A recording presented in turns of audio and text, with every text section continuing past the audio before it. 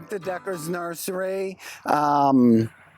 Today I'm going to talk about one of the most common questions we get throughout the month of October and into November.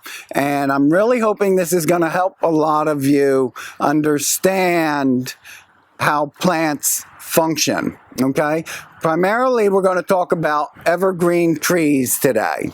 All right, so I'm standing in front of a green giant arborvitae. Okay, very popular plant. It's in almost every landscape. It's used for screening and a lot of different, and even by itself, it's a magnificent evergreen. But if you'll notice, what's happening is the inside of the tree, the foliage is turning brown. And every year, as October comes, the phone starts ringing and customers are concerned that their trees are dying because it's turning brown. So our first question is going to be, is the dead foliage, the brown foliage in the center of the tree? And it almost always is. And our explanation at that point is the tree is going through a natural senescence. Senescence means it's shedding old tissue. This is tissue that has become unproductive to the tree because it's inside the tree. And because it's inside the tree, it doesn't get as much sunlight. And on a tree, if you don't work, you don't eat. So this leaf tissue inside isn't producing enough photosynthate to sustain its livelihood, and because trees are so much smarter than we are, it sheds that old tissue. So the thing you want to keep in mind is evergreen is a misnomer. It stays green, that's true, but it doesn't hold its foliage forever. Trees, by definition, are shedding tissue. They're organisms that shed parts of themselves, and it's all part of the way they survive. That's how they take care of themselves. So they're very efficient, very compartmentalized, and that's why this is happening at this time of year as the days start to get shorter. That's when it first appears. So this is a green giant arborvitae. The other question we ask is, are any of the extremities turning brown? So if the outside is turning brown, then there's something else happening. You know, it could be a watering issue, it could be an insect, it could be 1,000 reasons that's happening, but it's not a natural process if it's on the extremities of the tree, okay?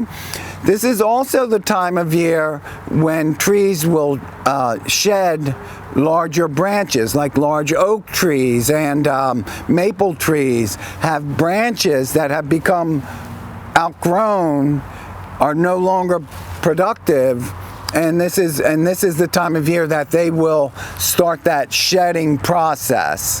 And as you know, they don't shed immediately. They die back and usually requires somebody to go and prune it out or wait until Mother Nature allows it to fall to the ground.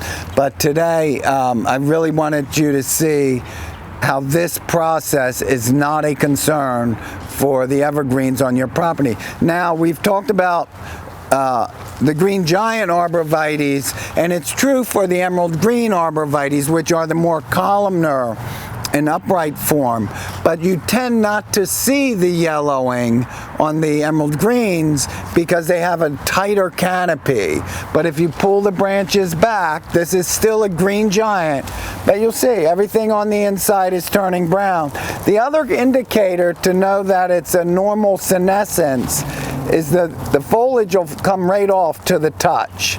It's ready to shed. So one good windstorm or a rainstorm will knock a lot of this off. So if you're able to easily remove this foliage, it's part of the senescence is the term, okay?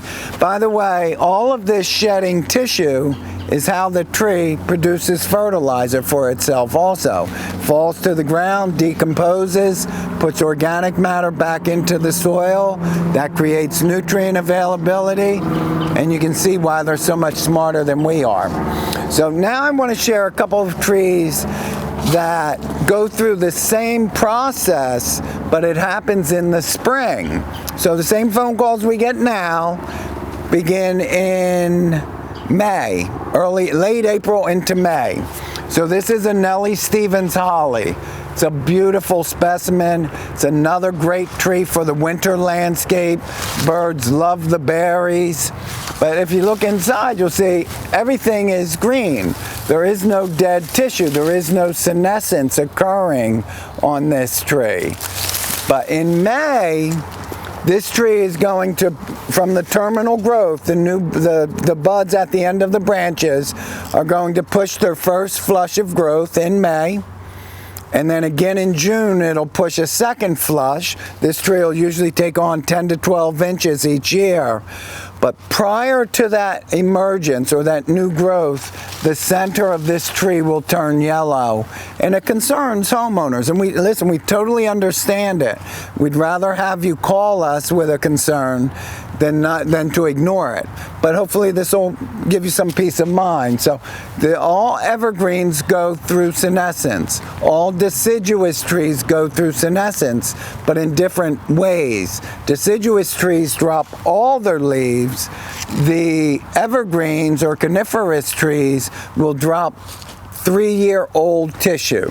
So this tree is holding tissue for 2 years.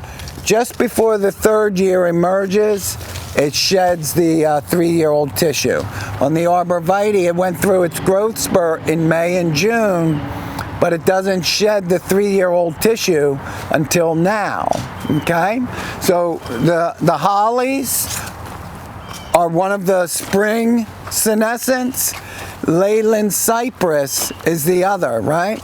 So these are all great screening trees. Leyland Cypress remain as popular as ever. Great texture, very feathery habit, very dense for screening. And in this, you're going to see a little bit of dead tissue inside, but it's old senescence from the spring. So see, these branches are larger, so they just haven't been shed yet. But all the leaf tissue has fallen. It turned gold or yellow in late April, May, dropped to the ground. Over the course of the winter, a lot of this thicker tissue will start to slough off also, and maybe even carry over into next spring with the next senescence period. So as you can see, there's none of that yellowing or browning occurring to the holly or the Leyland Cypress because they are a spring senescence tree. Okay, the next tree I want to share with you it's one of my favorites. It's a Kryptomeria. It's native to the Himalayan mountains. There's really nothing you can compare it to. A Kryptomeria is a Kryptomeria.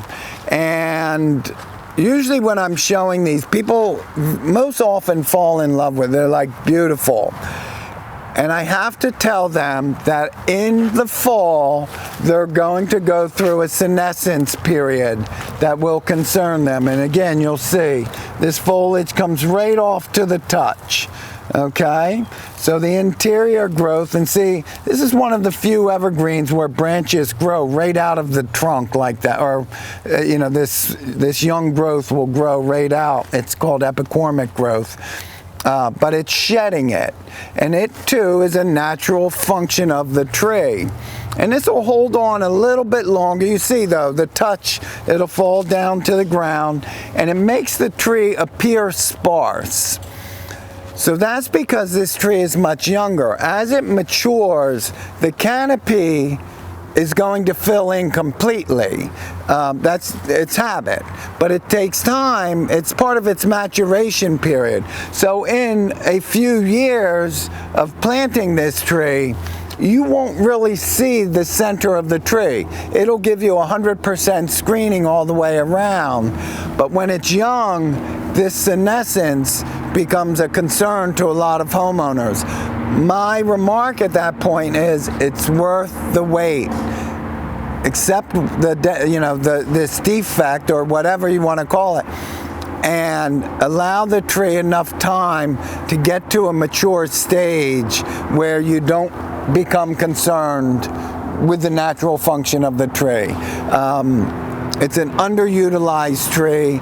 They've naturalized very well. They get quite large. They have perfect structure. Very few insects and diseases. So it's a plant I would recommend highly, but you need to understand it a little bit. And one of the things, if you're a gardener, you've learned this, you have to learn patience with trees. So, okay, so anyway, I've shared some spring senescence, some fall senescence. I have just a couple more that you should be aware of. So blue spruce, always one of our most popular. And you'll see there's different varieties of blue spruce. This is a Fat Albert blue spruce, and the center, the needles, the 3-year-old tissue is just starting to yellow. So it happens a little bit later. This will continue to progress. The needles aren't really falling off to the touch yet, but it's not an insect, it's not a disease. It's simply senescence. And if, like in 5 years, if you look into the center of this tree, you'll see there won't be any foliage on the interior, around the branch. Everything will be out at the ends. And you won't even know it until you really go in and look for it, because the canopy is so full, you don't really notice it. So that's the blue spruces. Like the Kryptomeria, patience is a virtue, okay? These are Hinoki Cypress. So we have a row of them here, and they're at varying degrees of senescence. Just because one tree has more yellowing and browning doesn't mean it's less healthy, less desirable. These are the same tree. This one has a lot less yellowing. It's in the right, it's on the inside. It falls off to the touch. This one, it's a little more prevalent. And what we usually do with these, because a lot of customers aren't comfortable using these trees, I would encourage you to still use them. They're a great plant. You have to give them a couple of seasons to mature and get to that size where the senescence isn't a concern. So we have several of these planted at the farm that are growing out to get larger, because they got to a point where they had thinned enough where they were less desirable to the customers. There's nothing wrong with them. They're going to be magnificent when we bring them back to the nursery. But if you buy a Hinoki Cypress, you should expect the plant to go through this process. And don't be concerned. You should be concerned if it doesn't happen, because the plant is not healthy. It's not doing what it's supposed to do. So I hope this helps a lot of people, because it's a very common question. I hope the way I explained it makes sense to you. I hope that everybody learns patience when you're planting trees, and I'm going to look forward to seeing you all in the garden. Thank you.